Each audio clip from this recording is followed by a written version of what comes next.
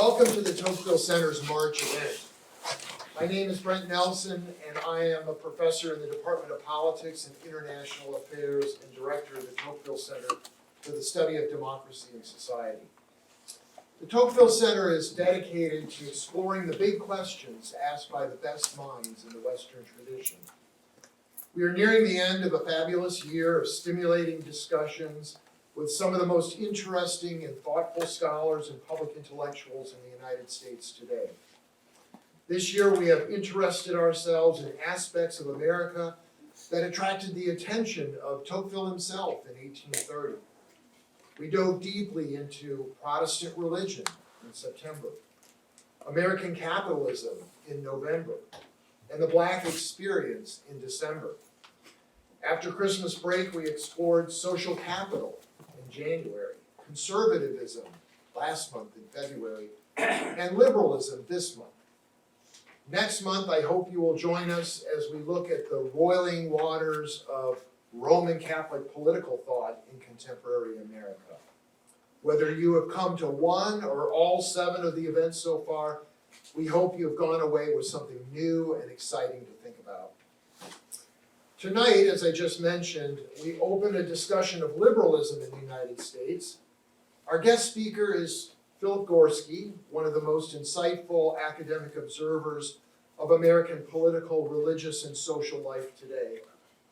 His magnificent book, American Covenant, revolutionized my own view of the American founding and opened my eyes to intellectual currents in American political thought I had missed.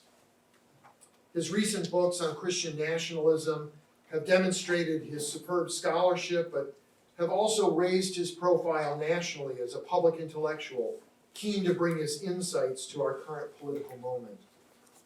This evening, he will riff on Tocqueville's classic 1835 book, Democracy in America, in a lecture titled, After Democracy in America, ? For those of you not familiar with him, Philip Gorski is Frederick and Laura Goff Professor of Sociology and Religious Studies and Chair of the Department of Sociology at Yale University. He grew up in Wheaton, Illinois, and attended Wheaton Central High School when I was an undergraduate at Wheaton College. So we overlapped in the same city. I'm sure we said hi to each other on the street at some point back in the distant dark ages. He earned a BA at Harvard and a PhD from the University of California, Berkeley. He is a comparative-historical sociology with strong interests in theory and methods and in modern and early modern Europe. His empirical work focuses on topics such as state formation, nationalism, revolution, economic development, and secularization, with a particular attention to the interaction of religion and politics. Other current interests include philosophy and methodology of the social sciences and the nature and role of rationality in social life. Among his recent publications are The Disciplinary Revolution, Calvinism and the Growth of State Power in Early Modern Europe, Max Weber's Economy and Society, A Critical Companion, American Covenant, A History of Civil Religion from the Puritans to the Present, American Babylon, Christianity and Democracy Before and After Trump, and most recently, The Flag and the Cross, White Christian Nationalism and the Threat to American Democracy, co-authored with Sam Perry. Philip Gorski co-runs the Religion and Politics Colloquium at the Yale MacMillan Center. Dr. Gorski's presentation will be followed by a panel discussion that will bring to the stage 2 additional panelists who will be introduced in a few minutes. We will also have time for the audience to join in the conversation. So will you welcome Philip Gorski.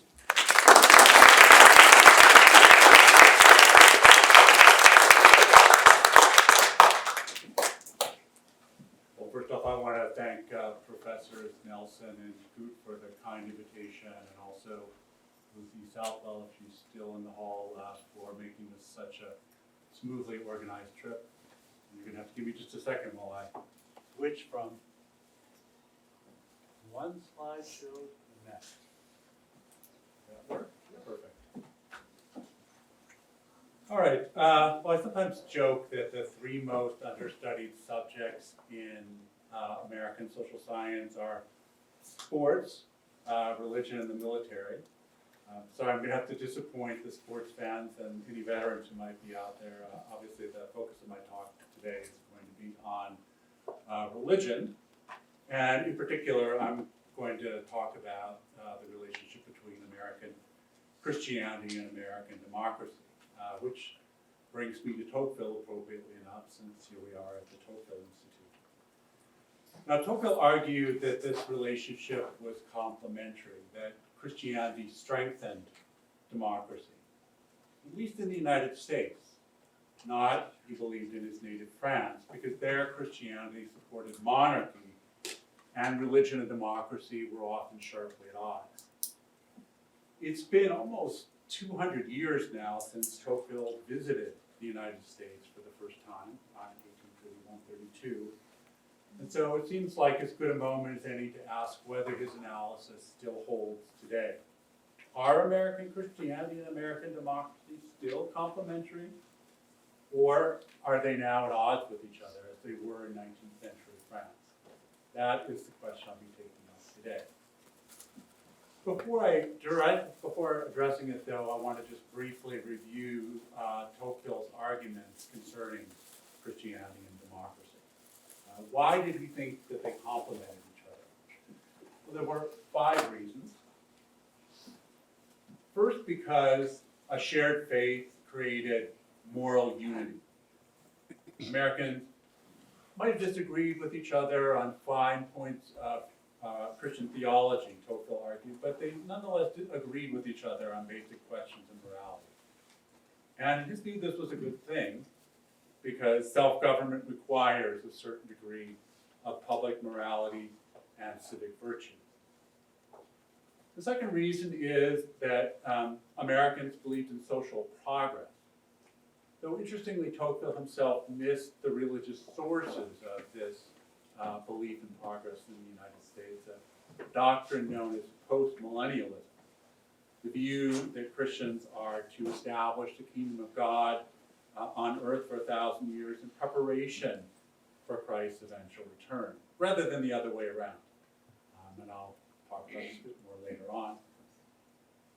Third, because the Christian gospel supported Americans' belief in human equality, and he believed this inoculated them against various forms of demagoguery, and also that it inclined them towards constitutionalism.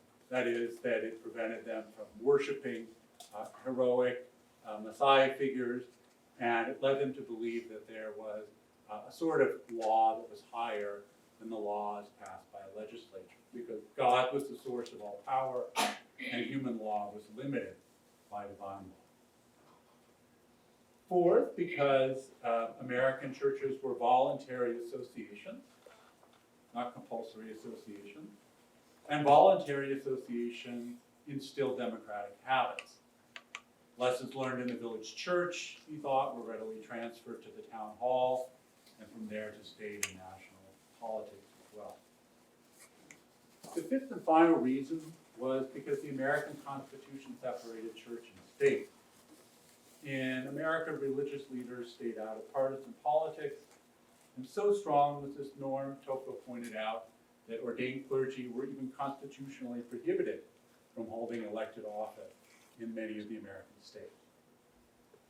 So let's take a critical look at Tocqueville's claims. It's not hard to take issue with them.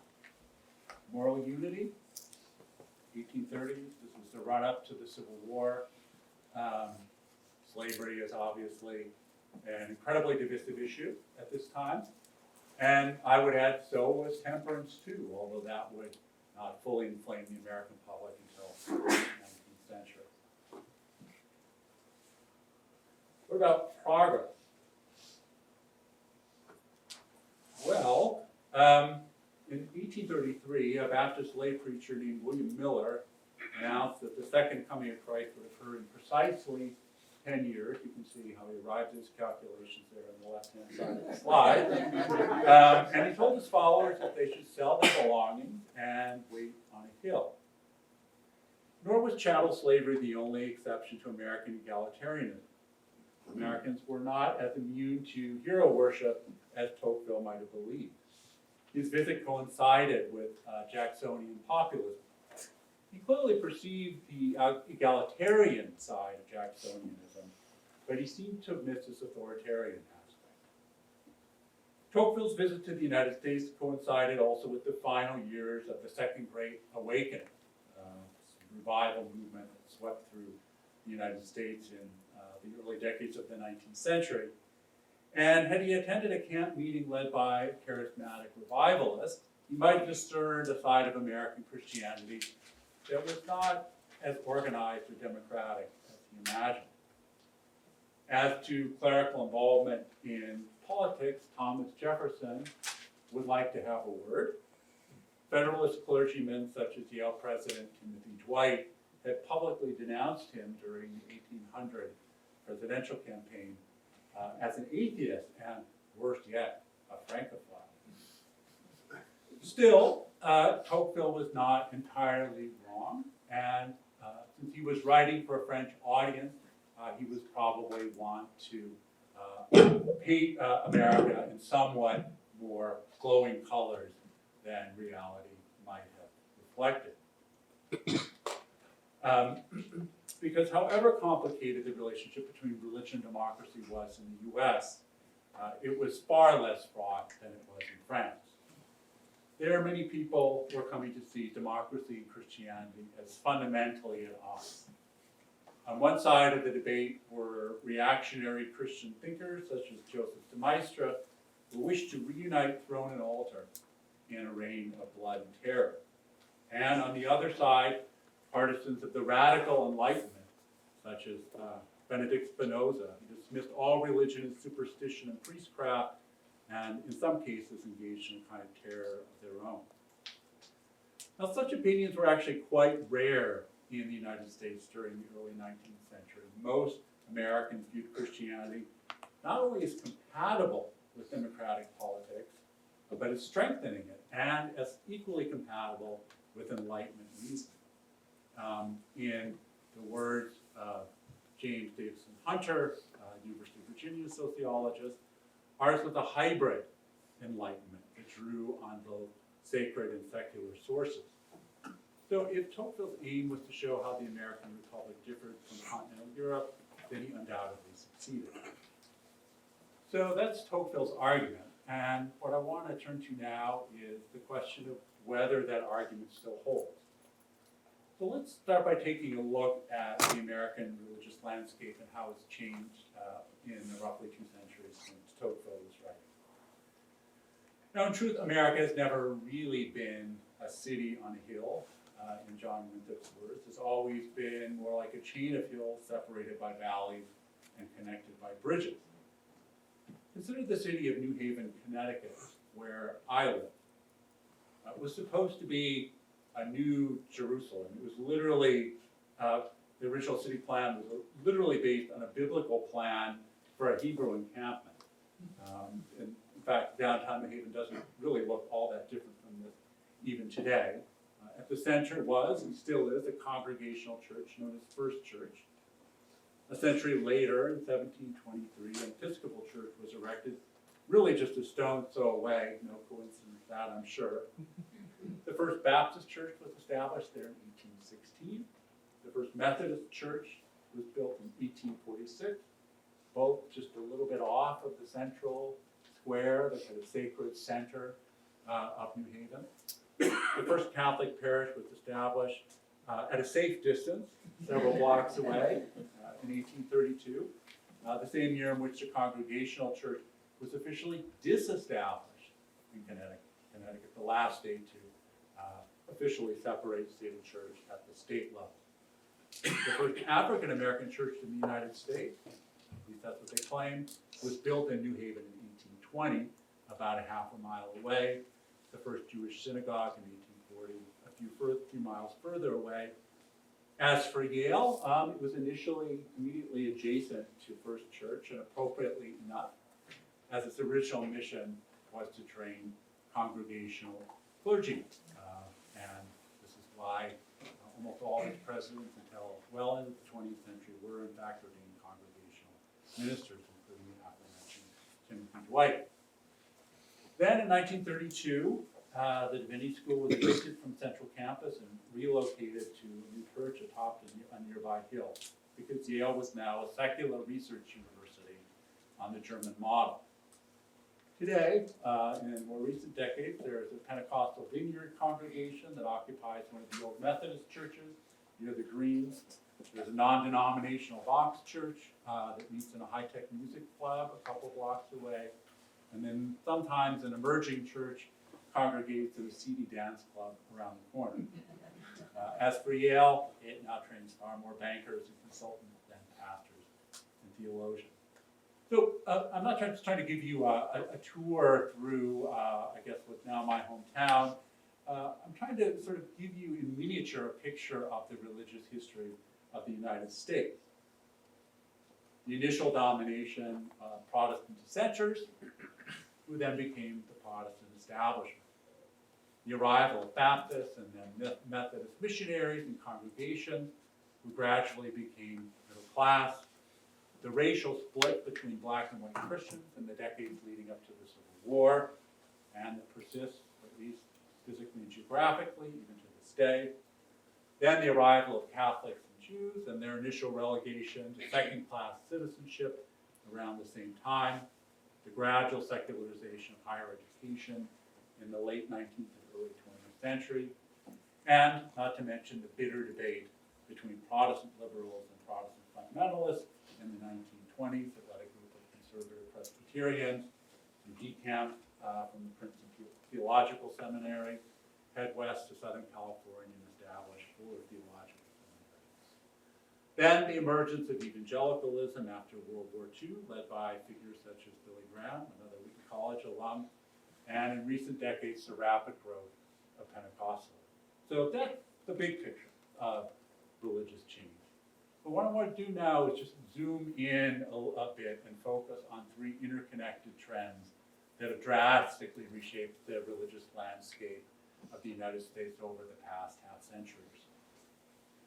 The first is the decline of white Christian America. In 1996, almost 2/3 of Americans still identified as white Christians. In 2018, only about 40% did, and that number continued to decline. And evangelicals have not been immune from these trends. During that same time, white evangelicals have gone from around 25% of the population to around 12%. The second master trend is the one illustrated on this slide. That's the decline of mainline Protestantism, by which I mean the various colonial era denominations, as well as other theologically moderate or liberal denominations, Congregationalists, Presbyterians, Methodists, Lutherans, and so on. In the mid-20th century, they stood atop the social hierarchy and exerted enormous influence over American culture. And after World War II, over global institutions as well. They were, in fact, the chief architects of the Pax Americana. In the late 1960s, mainline Protestants still made up around 1/3 of the American population. Today, as you can see, they only account for around 10 or 15%. So, where did they all go? And what happened to their kids? This brings us to the third major trend, the rise of the nones. That is, those who tell survey researchers that they have no religious affiliation. 30 years ago, they were just 5% of the population. Today, roughly a quarter. There are roughly as many nuns as there are evangelicals. And among younger generations, well over a third now identify as nuns. And as I mentioned, this exodus has not spared white evangelicals either, which I think is one reason for the increasing anxiety about wokeism and deconstruction. Okay, so now let's, as it were, add some church buildings to the religious landscape. Because here too there have been some dramatic changes, especially in the size of the buildings. They used to be small, now they're big, really big. time of the American Revolution, which is really the first date for which we have any reliable data, American congregations had a little over 100 adherents on average. By 1990, the average congregation had a little over 300 adherents. But this narrative of slow and steady growth masked a much more important recent development. The congregation of more and more churchgoers in larger and larger churches. In 1900, there were only about 10 so-called megachurches in the United States, variously defined as churches with over 1,500 members or over 2,000 members. By 1980, there were 150. Today, there are 1,800 churches with at least 2,000 members, and quite a few with far more, including one not too far from the Lutheran Church in South Carolina. So these changes in size have inevitably been accompanied by changes in church governance. The colonial era churches were largely governed by lay officials, elders, Presbyterians, deacons, and so on. The Revolutionary era missionary movements, the Baptists and the Methodists, placed even greater control in the hands of the laity. By contrast, a modern megachurch is usually organized around a celebrity pastor and a professional staff who is assisted by church growth specialists and money managers. Opportunities for lay participation in megachurch governance are inherently limited just by the sheer size of the congregation. The churches of Tocqueville's times were miniature republics, run from the bottom up. The megachurches of our time are more like big corporations governed from the top down. No surprise then that some lead pastors style themselves as CEOs. But common sense suggests, and plenty of anecdotal evidence confirms, that most church members have little say in the running of their own church. A top-down corporate style of decision-making typically prevails. Church members are spectators, not citizens. This, again, to emphasize, is a big change from times past. The Protestant churches of the post-revolutionary era were extraordinarily democratic in structure. Consider the Presbyterian Church. It had, still has, a bottom-up, lay-dominated system of church governance. Each congregation elects its own pastor, its own elders or presbyters who form a church session. Each region is in turn governed by a presbytery composed of pastors and elders. Above the presbyteries are first the synods and then the General Assembly, which are responsible for state and national governance. So power proceeds from the bottom up in a federally organized system of church governance. Now, in practice, this often meant that the church was run by an elite group of well-to-do lay people together with the ordained clergy. But the two upstart churches of the early republic, the Baptists and Methodists, were even more democratic. They were largely governed by local and regional connections and conferences that were often open to and staffed by ordinary church members. Okay, so we've gotten a sense of the topography, the buildings. Now to continue the metaphor, let's add a little bit of infrastructure to our map, some roads and bridges, so to speak. So from the Second Great Awakening until the Second World War, from the early 19th century to the 20th century, the master trend was towards greater connection. A lot of religious infrastructure was built. Individual congregations organized themselves into national denominations. Denominations merged into larger denominations, like the Southern Baptist Conference, for example. Denominations joined together to spread the gospel and reform society. They formed missionary societies and temperance societies. They published Bibles and tracts and later newsletters and magazines. The trend towards connection was briefly interrupted by the Civil War when America's churches broke apart along great racial and regional lines. That's part of the SBC's history too, of course. But the trend towards connection resumed beginning in the late 19th century. And by the 1960s, America's churches were linked by a dense network of denominational roads and ecumenical bridges centered around gleaming headquarters, health, and professional staff. In the process, American Christianity evolved into something like a Bavarian bureaucracy, much like the corporate firms that it increasingly resembled. And then, sometime around 1960, the tide started to turn against bureaucracy, but also against connection. And that trend persists. The trend today is towards disconnection. As the mainline churches have declined, non-denominational churches have grown. They now make up 13% of all churchgoers, more than the SBC and the UMC combined. And as denominational networks have weakened, so have denominational loyalties. Church shopping and denominational switching have become more and more common. It's sort of like the religious side of the Great Sort, our ongoing process of self-segregation into lifestyle enclaves that fit our personal preferences and profiles, into communities where we're unlikely to encounter anybody who's deeply unlike ourselves. Nor is that all. The fastest growing movement in the United States today is Pentecostalism.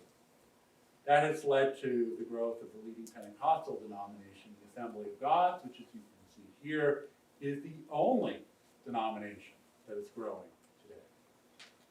But it has also led to the growth of what we might call non-congregational, not just non-denominational, but non-congregational religion. Scholars sometimes refer to this as network Christianity. And by this I mean a form of Christianity which is centered around events and personality. Kind of a mix of music and religious revival and merchandising, often one-off events that are organized in a way into large-scale musical festivals and attended by people who may have a relationship with a particular congregation, or in fact, may not. The fourth and final dynamic, accelerated since the pandemic, of course, is the move to online religion, which can take many different forms: online church, YouTube pastors, Facebook groups, and so on. All right, so that's a lot of sociology. Let's briefly shift gears here and look at some of the shifts in theology, moving from church structure to church teachings. And here too, there have been two seismic shifts since Tocqueville. And two, I think, are particularly important in the present context. So the first I've already alluded to when I mentioned postmillennialism. It concerns eschatology, that is, teachings about the end of the world. So I distinguished earlier between postmillennialism and premillennialism. Postmillennialists believe that the second coming of Christ will come after the millennium, and that the churches themselves must first build the kingdom of God. Premillennialists, by contrast, believe that the second coming will precede the kingdom, and that Christ himself will establish the kingdom. It's probably the doctrine which is more familiar to you, but I think it's important to emphasize that until the post-war period, postmillennialism was the dominant eschatology in American Protestantism. This is a much more recent shift, I think, than is generally recognized. Premillennialism became the dominant view amongst American evangelicals after World War II, and then slowly with them, the dominant view amongst American Protestants more generally. A second related shift concerns soteriology, the fancy theological term, which has to do with salvation, theology of salvation, what it is and how you get there. So beginning in the late 19th century, liberal Christians, Catholic and Protestant, black and white, placed increasing emphasis on social justice. In fact, this is really where we get the term social justice, was from the social gospel. By the early 20th century, this emphasis on the social gospel had provoked a kind of a counter movement, even a backlash of sorts, especially among more conservative white Protestants who insisted that Christianity was otherworldly and that it was about personal salvation. It was about the next world, not about this world. And this is still fundamental dividing line between liberal and conservative churches today. Now, you might think that the conservative teaching would incline Christians to retreat from politics. After all, if the end is near, why would you get involved in politics in the first place? And if the goal is personal salvation, then does it make more sense to focus on saving souls rather than changing society? And in fact, that really was the typical stance of many conservative white Protestants for most of the 20th century. Christian fundamentalists, not evangelicals, there were the forebears of evangelicals, fundamentalists retreated from public life and built a separatist subculture, their own institutions, including institutions of higher education like Bob Jones University just down the road from them. Their evangelical successors returned to public life, but mainly with the aim of winning souls, or as the language used to have it of being winsome, being charming and at the same time a good evangelist. But then something happened. Conservative Christians became more and more politically engaged. To understand why, I think we need to add a political layer to our map. And the first stop on our itinerary is Jerry Falwell, Jr., and the Moral Majority, established in Lynchburg, Virginia, not too terribly far from here, with the express aim of mobilizing conservative Christians on behalf of Ronald Reagan in particular and the Republican Party more generally. Next stop is Pat Robertson and the Christian Coalition, that in some sense is a successor organization to the Moral Majority. It was founded in 1987 by Pat Robertson, a Pentecostal, not an evangelical, kind of signaling another sort of gradual shift in our religious politics. And together with his right-hand man, a young conservative political strategist by the name of Ralph Reed. Ralph Reed would then go on in 2008 to form his own organization, the Faith and Freedom Coalition, which was established in 2009 as a sort of a religious adjunct of the Tea Party movement. And it's still in operation today. Now, clerical involvement in American politics is as American as apple pie. And Tocqueville exaggerated about this. And frankly, so is politicizing from the pulpit. I mean, there's nothing new about this particularly. Remember the example of Timothy Dwight and Thomas Jefferson.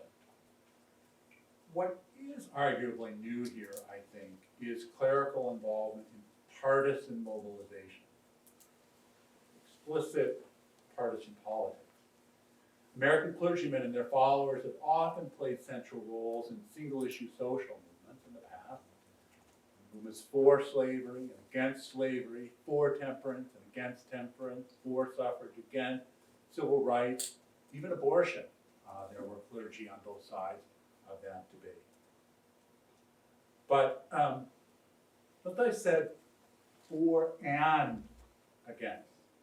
That's still true today, of course. There are self-identifying Christians on both sides of most of our big political debates, but to a much lesser degree than in years past. And the reason for that is relatively simple. Christianity is increasingly identified in the public mind with conservatism. And conversely, irreligiosity is increasingly identified in the public mind with liberalism. Now, part of this is because Christian conservatives often claim to speak in the name of all Christians, and a part is because liberal Christians are fewer and much quieter than they once were. But it's also because the policy preferences of conservative Christians have gradually aligned with the platform of the Republican Party and vice versa. 50 years ago, the political profile of conservative Protestants did not meaningfully diverge from that of the general population. Not on partisan identification, not even, and this is a striking point, not even on abortion. But today, religion is one of, by some accounts, the most powerful predictor of voting behavior. More powerful than race, class, or gender. self-identified white Christians were overwhelmingly for the Republican Party, and religiously unaffiliated strongly favored the Democratic Party. So religion no longer unifies Americans in the way that it once did. It now divides them, and often quite deeply. Okay, so that's completes our survey, of the American religious landscape, our mapping of the various layers in that landscape. So let's now return to Tocqueville's theses about democracy and Christianity. Now, as I just said, it would certainly be hard to argue that religion is still a source of moral unity in contemporary America. The ongoing culture wars are evidence enough of that. It's not even clear if Christianity provides a common language for debate anymore. Bible reading and biblical literacy have declined sharply in recent years. That's amongst both Christians and non-Christians. Almost sounds like an urban legend, but a 2005 survey found that 82% of Americans believe that Franklin's quip that God helps those who help themselves is a Bible verse. Okay? So there's clearly a lot of Christians who do that. More to the point, there are many moral languages circulating in contemporary American culture, many different ways in which we talk about moral decision-making and moral choices. Languages of therapy and self-help, the languages of hedonism and utilitarianism, the language of spiritualism and the New Age, and so on and so on and so on. So no wonder our political debates have become so cacophonous. How about progress? Do Americans still believe in it? Well, if so, then not always for religious reasons. Progressive religion is a bit of an endangered species. It survives mostly in the form of secular progressivism, descended from the once mighty ranks of liberal Protestants. Secular progressives still often speak of the judgment of history, but not of the judgment of God. They like to quote King's quip that the arc of the moral universe bends towards justice, but it's not clear who's bending the arc. As for religious conservatives, they may still believe in limited forms of progress, technological progress, for example, but they typically regard progressivism itself as a kind of false religion, wokeism, to use the current term. What about equality? Do Americans still believe in equality? Here too, I think the record is mixed. Recent works by American historians have recast the conventional narrative about the rise of the religious right. Earlier accounts have traced it to the sexual revolution of the 1960s, but more recent revisionist accounts trace it back to Brown versus Board and the struggle over segregation. The populist turn of the religious right in the Trump era can also be understood, at least in part, as a backlash against demands for sexual and gender equality. The recent trends on the new secular right are frankly far more concerning. Patriarchy and even eugenics are very much back on the table again. Nietzsche is fashionable. Bronze Age pervert is an alt-right internet star. As a prominent religious conservative once warned me, you don't like the Christian right, just wait till you see the post-Christian right. Which brings us to the subject of voluntary association. Neo-Tocquevillians such as Robert Putnam, who was here earlier this year, have been anxiously chronicling the decline of American civic life for decades now, warning about the dangers of bowling alone. Well, what about the dangers of worshiping alone? As we've seen, American Christianity has not been immune from this trend towards disconnection. And even when we are worshiping together, we often do so as consumers who carefully shop around for just the right brand of religion. Either way, religion has increasingly become a spectator sport, a form for many of popular entertainment. The spotlights and jumbotrons, the praise choirs, and the aerial acrobatics, evidence enough of that. Little wonder then that our politics increasingly resembles a spectator sport as well. Star athletes, rival teams, puffed up commentary, all in a massive competition for dollars and eyeballs. Which brings us to the separation of church and state, which Tocqueville meant not just a formal institutional separation of church and state, encoded in the Constitution, but also informal cultural distancing of religion from politics, particularly on the part of the clergy. Tocqueville would certainly have been worried by increasingly vocal claims that the separation of church and state is a myth. Congresswoman Lauren Boebert recently complained that she is tired of the separation of church and state junk and claimed that the church is supposed to direct the government is not supposed to direct the church. In this, she was partly, if incorrectly, echoing some conservative legal scholars who have argued that the principal purpose of the Disestablishment Clause was to protect the churches from interference by the state and not to protect the state from intervention by the churches. Be that as it may, conservative churches are playing a powerful role in partisan politics, arguably a greater role than ever before in American history. Increasingly, partisan polarization is along religious lines. Now, if Tocqueville were to revisit America today, I think he would be very worried about American democracy, but also about American Christianity. Because America in 2024 would remind him eerily of France in 1834. There too, religious and political loyalties were increasingly aligned with each other. On one side stood the partisans of Catholicism and monarchy, on the other, partisans of republicanism and enlightenment.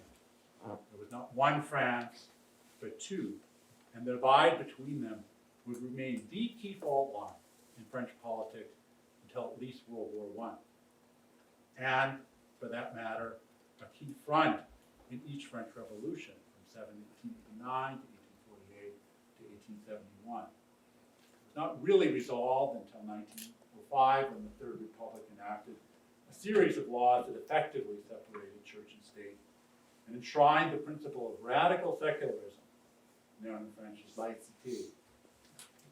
By then, it was too late for French Catholicism.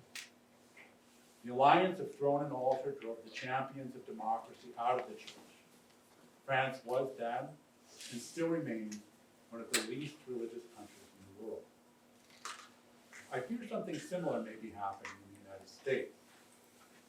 For many Americans, Christianity has simply become a synonym for conservatism, which implies that you can't be a Christian if you're not conservative and vice versa. And evidently, many Americans have drawn this very conclusion and voted with their feet. In a widely cited article published in 2002, sociologists Claude Fisher and Mike Hout found that being a religious nun was strongly correlated with being a political liberal or moderate. But which way, they wonder, does the causal arrow point? The conventional wisdom might suggest that it ran from religious beliefs to political beliefs, religious beliefs being more fundamental. But in subsequent research using panel data, that is, data that was collected from the same people over successive points in time, Hout Fisher showed that the causal arrow actually ran in the opposite direction. That is, from politics to religion. The rise of the nuns, they concluded, was largely the result of a political backlash against the conservative alliance. The alliance of church and party was driving liberals and moderates out of the church. But interestingly, not into atheism, as some would claim.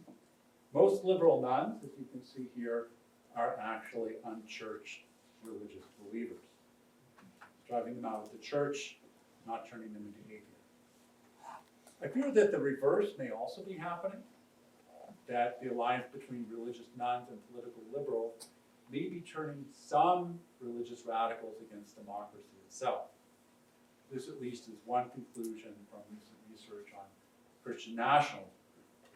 Now, initial research on the topic had found that people who score very high on a Christian nationalism scale often were very hostile to voting rights, or at least, the rights of people unlike them to vote. A recent report by the Public Religion Research Institute and the Brookings Institution has found that measures of Christian nationalism also correlated with support for authoritarian rule and political violence, and even with personal reports of engaging in violence.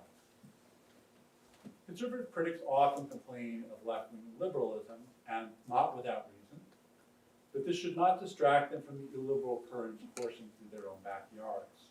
They threaten to wash away American democracy and perhaps even American Christianity with it. Tocqueville foresaw the danger only too clearly. Religion, by uniting with different political powers, can form only burdensome alliances. It has no need of their help to survive, and it may die if it serves them. That warning may have been directed against his own countrymen, but we Americans ignore it at our peril. Thank you.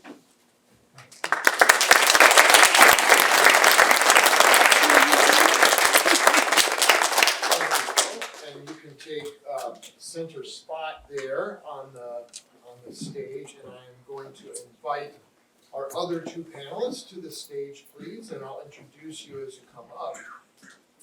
I'd like to welcome to our panel Dr. Claire Gilliland, Assistant Professor of Sociology, and Dr. Robert Larive, Assistant Professor of Politics and International Affairs, both here at Furman University. Professor Claire Gilliland earned her BA at Furman University and her MA and PhD at the University of North Carolina at Chapel Hill. She studies religion, family, social stratification, and race, class, and gender. Her recent book, co-authored with Lisa Pierce and published by the University of California Press, is titled Religion in America. Professor Rob Larive studied philosophy at the University of Winnipeg and earned his PhD at the University of Notre Dame. He is a political theorist specializing in Islamic medieval political thought with a focus on al-Farabi. So please welcome our panelists.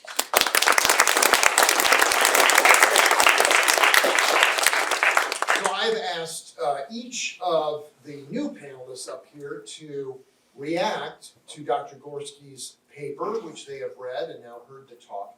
And so we'll start here with Claire as she reacts. And I think maybe we'll turn off the screen here. Yeah. I think it's a little tough It's right in his face. to see. Okay. I'm not sure if something's alive. Hello? You have to speak really closely Hello? and you have to turn it on.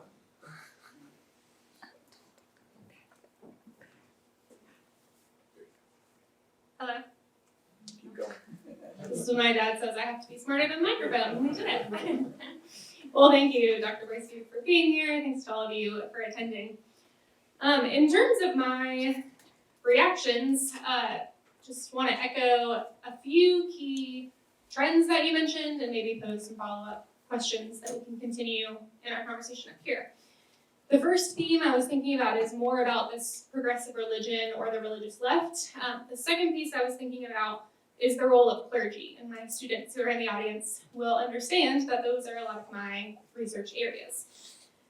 With progressive religion, I appreciate this long historical analysis because it reminds us that religious traditions in the US have always had this ebb and flow pattern where groups rise, groups fall, they merge, they split. That is a constant within religion in the United States.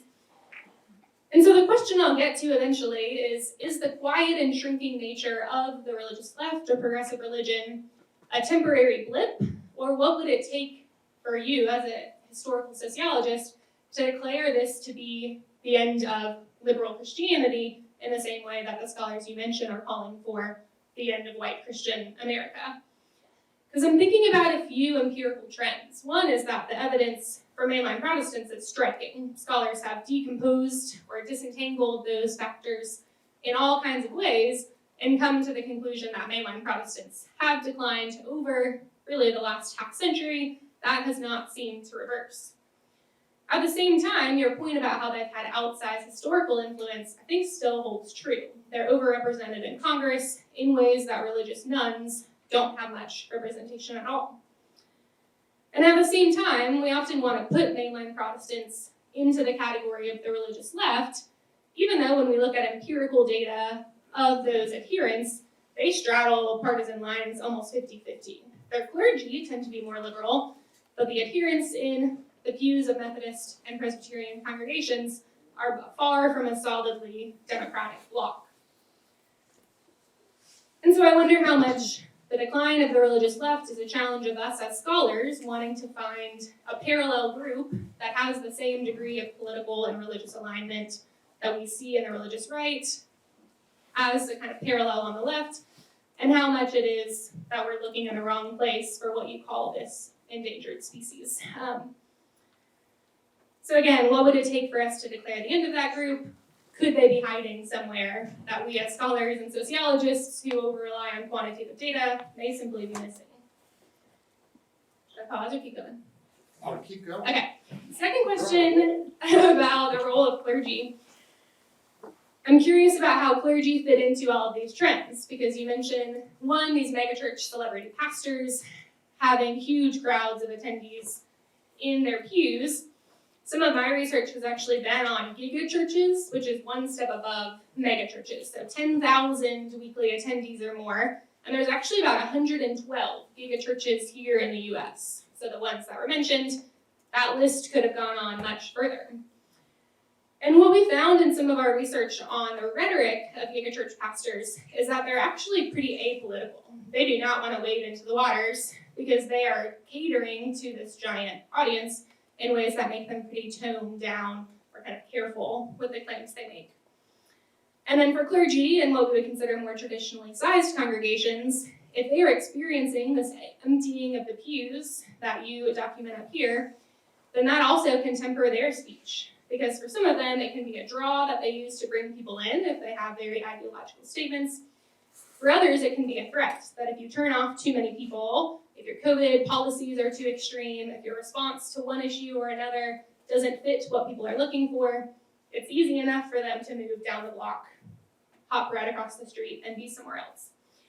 And so I'm curious what you think of as kind of the role of clergy in driving these trends, and to what extent clergy are also getting swept up in them, given their weakened authority and given these changes to institutional religion. Thank you.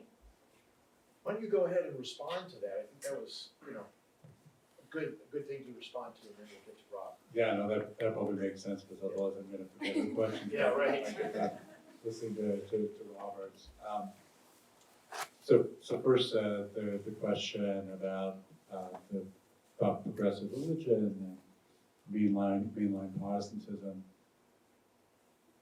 I think the only thing I feel comfortable saying with any certainty is that American religion is very much in flux at the moment, and that there are almost surely things going on that we are not picking up with our surveys that await a proper study or ethnography, and that is certainly going to have big downstream consequences. So political scientists oftentimes talk about political realignment, where the coalitions behind the major parties shift, and I think we are undoubtedly undergoing not only a political alignment right now, but also something of a religious realignment. And there are various ways in which you can see this.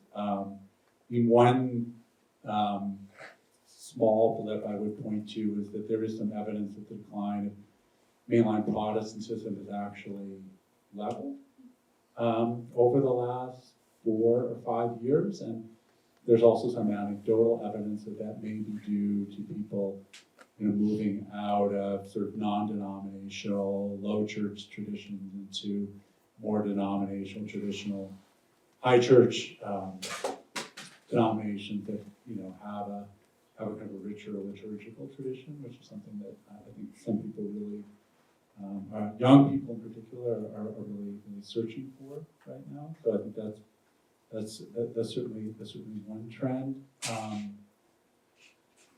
But conditions under which we could really see something like a powerful religious left reemerge, I don't know. It's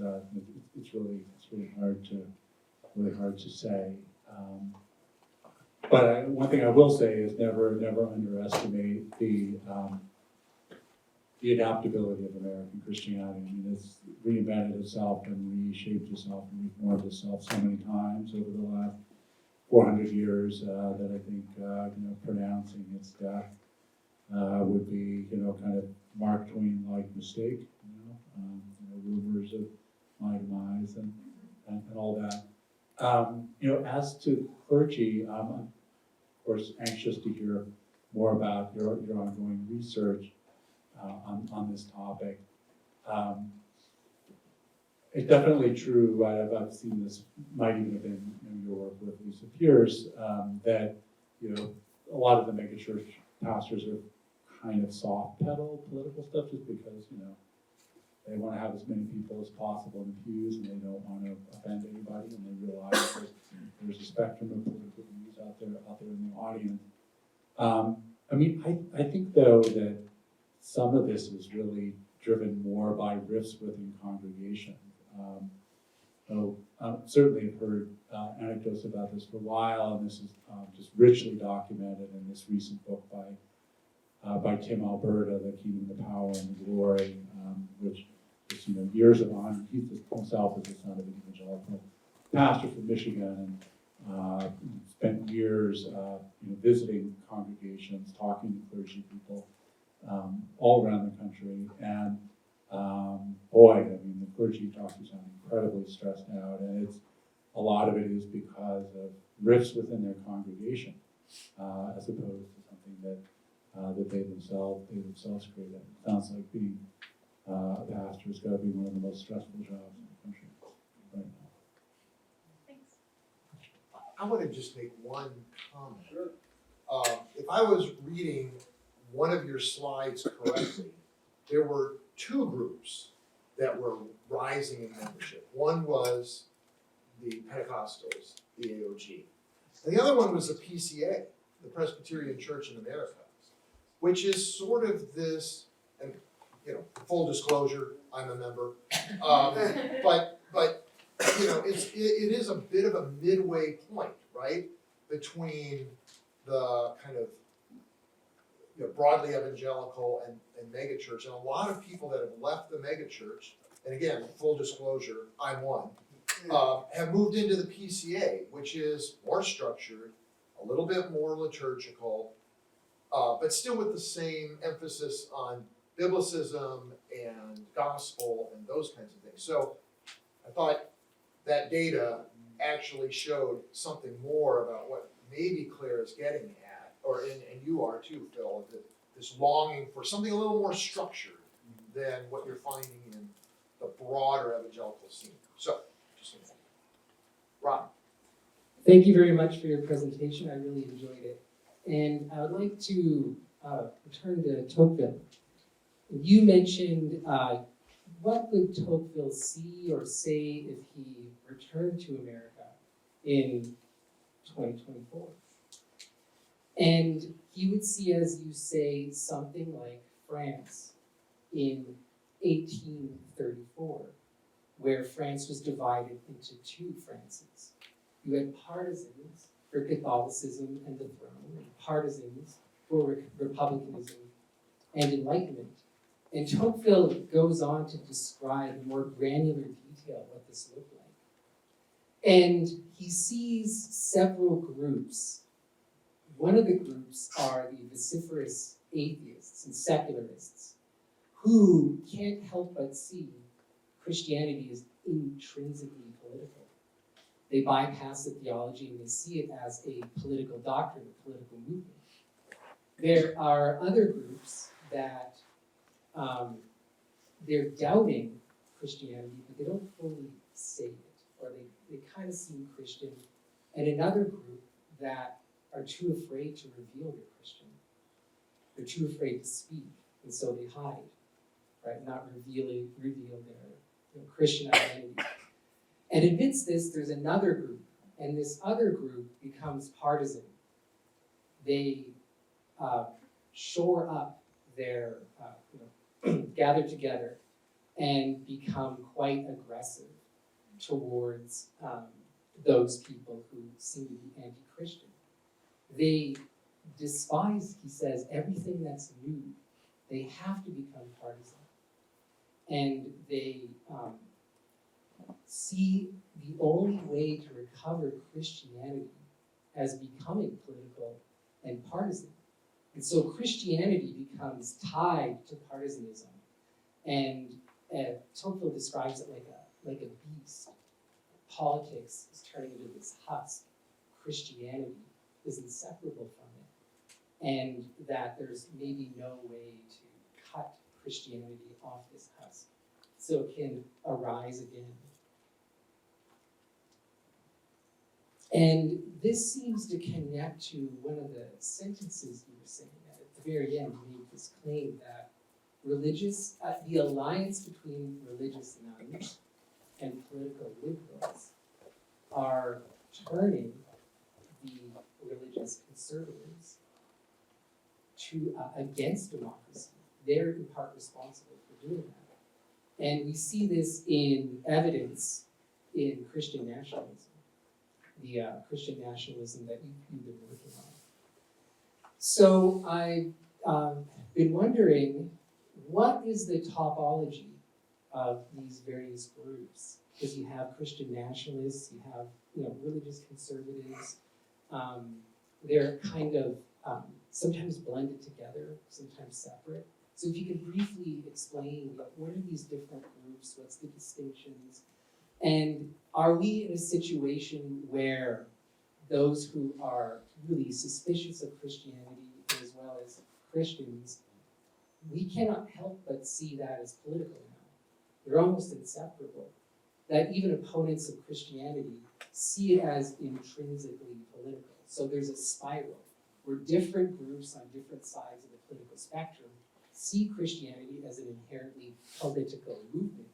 And so, like Tocqueville says, we can't cut Christianity off from the political beast where it'll be submerged. So just saying something briefly on typology of these different groups, right? Christian nationalists, religious conservatives, and what role do religious nuns and political liberals play in seeming, it seems to suggest that almost antagonizing religious conservatives to react against democracy like they did in France. So I think you're right to describe it as a spiral where you have extremes on both sides of the political spectrum who are reacting to one another and drowning out more moderate voices that are in the middle and portraying our political choices as completely binary. This is a very common dynamic, I'm afraid. We saw something like this very much in early modern France and the wars of religion and more broadly in the confessional conflicts of that era. And it's very difficult to halt that cycle of escalation, I think, once it's started. It's very, very difficult.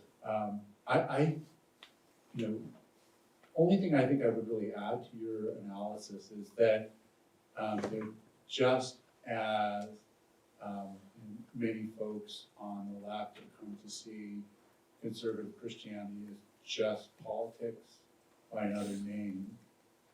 Many people on the religious left have come to see progressivism as just religion by another name. And I think what is really, in some sense, the issue here is that it's not really a battle between sort of religion and secularism so much as between rival accounts of the sacred. Is the way that I would put it. There is a kind of certain things that even most secular progressives hold up as sacred, just in the same way that explicitly religious people hold up certain things as sacred. You're also raising a really tricky question that I don't think social scientists have really fully parsed out yet. So there is this may be getting a little deep in the weeds for you all, but I know some of you are political science majors, so buckle up. So the way in which this initial research on Christian nationalism by M. Perry, Andrew Whitehead, and others was done is that they took a set of questions, 8 or 9 questions, and to which people could kind of give responses ranging from strongly agree to strongly disagree, and you can kind of give people points depending on how they answer each of those questions and add all the points up, and you get a scale that runs from 0 to 24. And, you know, that's a methodological choice, very reasonable methodological choice, but it is also kind of a conceptual choice.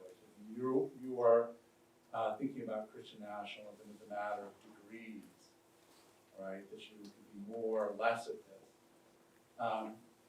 But it might actually be that it's, you know, there are different clusters of people, and you know, they overlap at certain points.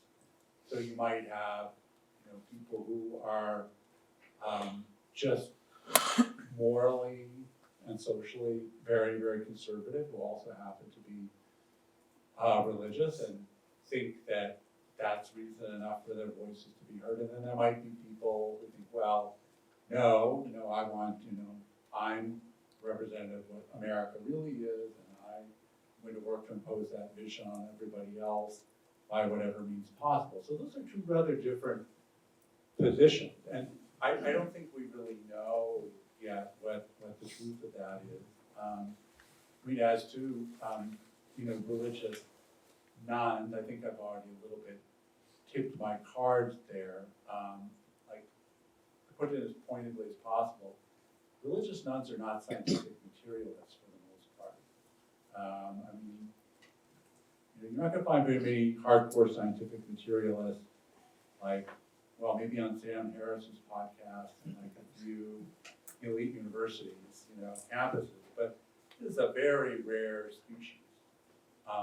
Frankly, just because it's an existentially difficult position to bear, that we're just, you know, pieces of meat on a rock in space, right? That's a tough position to live with, and it's not really the position that most people who consider themselves religiously unaffiliated actually hold. And so I think that this again is something that we understand sort of interpretively. You know, there's lots of good ethnographies and histories that have been written on it, but in a sort of more quantitative sense, like how many of the unchurched believe X, and how can we group these folks together? I think that's still difficult terrain. I mean, the term spiritual but not religious captures some of those people, but I'm not sure even how accurately, and I think there are lots of little subgroups within that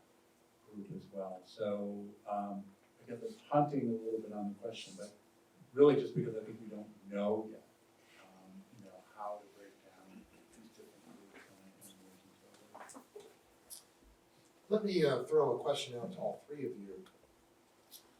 And I'm formulating this in my mind right now, so bear with me for a second.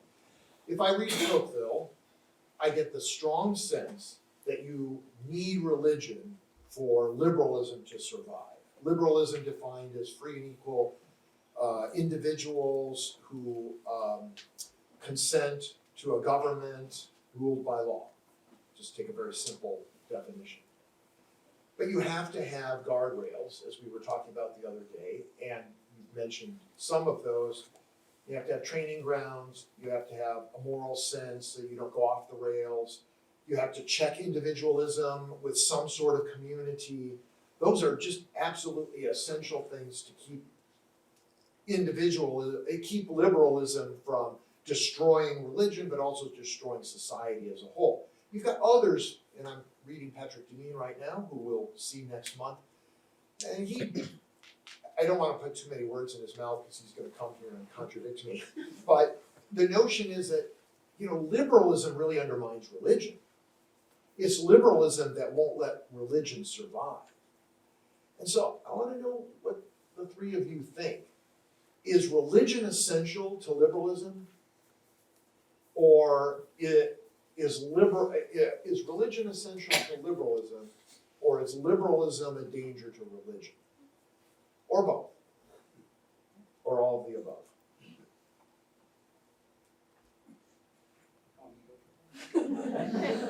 Happy to let you start us off on that one. Easy question, but I'm gonna solve it all right now. This raises a very general question, a larger question, which is, do we need common virtues today? Are liberal rights enough? Protecting individual rights, we have these various freedoms, some equal protection is provided, and do whatever you want. What's good is subjective. There's no virtue, no vice, no good or evil. It's all subjective in what you want to do. You get various moral languages, therapy, religious languages, certain languages that come out of social justice, and we need to find some common moral framework through which to speak that can mitigate unrestrained material desire that happens in our free republic, a form of self-interest rightly understood, which is needed. I think generosity, etiquette, seeing people as ends in themselves, and something valuable, something beautiful and good, and not just means in this rat race. So there needs to be some form of virtue, some common ethical way of life that we can live. The guardrails, I don't think are enough. What should do that? And I don't think we totally know that Christianity was supposed to fill the void. Get rid of the theological debates. Take the moral teachings of Jesus, Thomas Jefferson. Sorry, not the theological debates, but what I mean is the minutia of theology should be set aside, right? Or not totally focused on as important for civic life. The various moral teachings that are easy to follow, they don't demand great sacrifice, but little sacrifices would, I think, be good for a liberal republic. And Christianity has a lot of the raw material. But if it's become so politicized, as we've seen, how do we return to that? When across the political spectrum it's so politically charged. But many of those virtues in Christianity are compatible with liberalism. Liberalism, however, if it turns into unrestrained freedom, say free market economics, and the dissolving of the family and moral relativism, I think that could penetrate into the depths of Christianity. Who needs it anymore when I can live the life that I subjectively want to live? So this is a hypothesis that liberalism could, with its freedoms, turn into a kind of license over time. And then those virtues get weakened, and you get isolated individuals, people who are looking for something more in life, right? A rise in materialism, a dependence on technology, and there is something waiting for us, which is partisan politics. Find that meaning in life. So those are my general thoughts. I'll solve the question later. Yeah. No, those are good thoughts, but pass it on to Phil here. Such a big question. Just trying to gather my thoughts and give a kind of concise answer. So let me just start by returning to Tocqueville. I was rereading Democracy in America, especially the passages on religion and right down here yesterday. And so one thing I was really struck by is the way he would shift back and forth between talking about religion in general, just using the word religion, and sometimes saying, democracy requires religion. and at other times talking about the specificity of American religion, how it was compatible with democracy. Now, I think it's important to say that the relationship between Christianity and democracy has always been an ambivalent one, an ambiguous one. The Bible is shot through with the language of monarchy and lordship. Right? That's always there to be mobilized, and Christianity has coexisted with and even supported not just monarchic regimes, but authoritarian and even fascist regimes. Or plenty of Protestant supporters of Hitler and Catholic supporters of Mussolini. Put a very fine point on it. So I think what Tocqueville really means is that there is a particular kind of Christianity which is compatible with democracy, and that kind is the sort that prevailed, at least for a very long time, in the United States. I think the reason he sometimes waffles the way that he does, talking about religion in general, is A, because that kind of religion is Protestant in its origin, whereas he was raised a Catholic, and B, because he had drifted away from his Catholic faith, but still believed in some sense that religion was good and necessary, even if you didn't necessarily believe in it. Right? So, a little bit the way Strauss, for example, saw the importance of religion for democracy. I don't think that's the kind of religion Patrick Dean has in mind. I mean, it's kind of the Protestant in me giving his hackles up a little bit. I mean, there is sort of, and to put it really sharply, kind of neo-Constantinianism, which I see taking form, among some sectors of the Catholic and even the Catholic adjacent Protestant right, which is, we can just turn everybody into a Christian and get everybody saved. And that's just sharply at odds with the kind of voluntarist understanding of Christianity that de Tocqueville saw as having a kind of affinity for democracy. So now the sort of big questions you posed about liberalism and religion. I don't think, strictly speaking, that liberalism needs religion. What it needs is virtue, and that can come from different places, and that can come from different places. I think evidence from the kind of robustness of democracy in many parts of Western Europe, where religious observances has been on the decline, is far lower than it is in the United States. I don't see any more rampant immorality in the streets of Amsterdam than in the streets of Atlanta, to be honest, in my experience. So so the question is where is that coming from? From other kinds of civic institutions, right? From certain forms of civic education. What effects does liberalism itself have on religion? Well, look, I think if people freedom of religion are going to come to very different views of religion. That's just how it is. And if you really believe, as I do, that coerced religion is not true religion, then you just have to let that play out, even if it doesn't favor your favorite flavor of Christianity. So I guess that's probably what I have to say about that. Can you give it 2 minutes, Claire? Sure. Yeah, I can't answer that question in 2 minutes. Sorry, I would have been 3. But, yeah, I'm thinking of just one kind of empirical example that I'll add to this conversation, which I think echoes your point of what version of religion, right? Whose religion are we asking about, and whether it then threatens liberalism.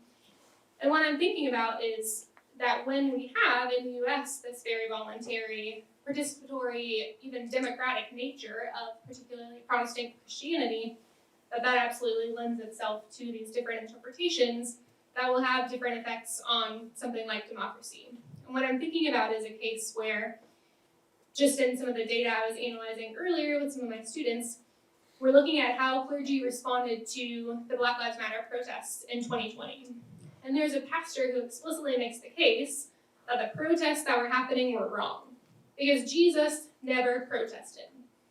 And so protest feels something that feels so fundamentally American, right? It is at the root of the foundation of our country. It also feels fundamentally Protestant, right? Part of that label comes from rejecting this hierarchical authority, learning for themselves. And so then to have these kind of core American, core Christian elements get reinterpreted in all kinds of ways means that this question of how liberalism could threaten or support, how religion could threaten or support liberalism, I think is always going to come back to who is interpreting it, what power structures do they exist within, and then what consequences will that have. I think there's a potential for both religion and liberalism to be friends and foes. And teasing all of that out gets into all of these complexities. We have room for one question. One question. Way in the back. Yes, sir. You're gonna have to just shout loudly. Perfect. I've done a fantastic talk and fantastic dialogue after. I noticed, I was happy to hear for the first time Bronze Age pervert mentioned. I've Yeah, read, what school will mention that? I know, right? I've read Bronze Age Mindset, the tweets, the podcast, and I think I see a lot of potential for American conservatism, like the Nietzschean revivalism. And I was wondering what your primary critique of the Nietzschean revivalism would be. Go for it. Wow, so that's a good question. I mean, I wish I could say that, Bab had a naive reading of Nietzsche, but he does have his PhD from the Yale Political Science Department, so probably can't say that. That goes really deep. I mean, I can't really reject it on the grounds of its being, a bad interpretation of Nietzsche. It's just, a conception of human existence and human social life that I find deeply repugnant. I do have just a very deep-seated belief in some kind of fundamental kind of human quality, and I think that's really where the sort of neo-Nietzscheans depart most radically from my own views. I mean, they just have a very hierarchical, competitive understanding of human existence, where the winners have the rights to all the spoils that they can possibly take, and everybody else is just a sucker and a loser. Quickly. Fundamentally, he doesn't have an end in mind to work towards. This, which makes his political project ultimately untenable. So there's an exertion of strength against opposition, usually presented through some form of neo-masculinity, but there's no one, telos, and two, no institutional framework that would make this project possible. And to demonstrate that there's no telos is he takes a passage from part one of Beyond Good and Evil and then bases his entire theory on that, which I can show you after. So I'm sure on the Google Analytics, there'll be a big bump on Bronze Age pervert right after our CLP. So as we wrap up this evening, let me invite you to our April Tocqueville event focused on Catholic political thought in America, where we might continue some of this conversation. Over 2 nights, we will hear from Patrick Deneen from Notre Dame, Ross Douthat, columnist for the New York Times, and author and podcaster Leah Labresco-Sargent. I hope you will join us next month. Now let's show our appreciation to our speakers and your